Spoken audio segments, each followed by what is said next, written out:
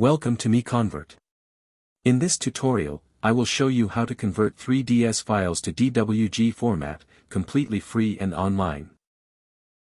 Open your browser and search for 3ds to DWG MiConvert.com. Click on the first result to go straight to the converter.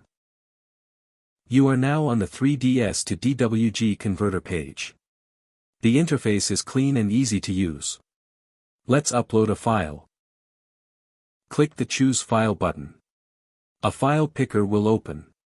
Select the 3ds file you want to convert, then click Open.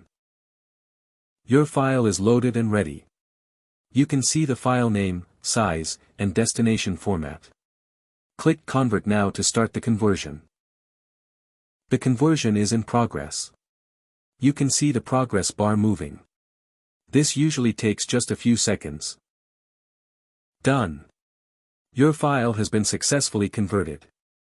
Click Download to save the DWG file to your computer. That's it. Visit MiConvert.com for more free conversion tools.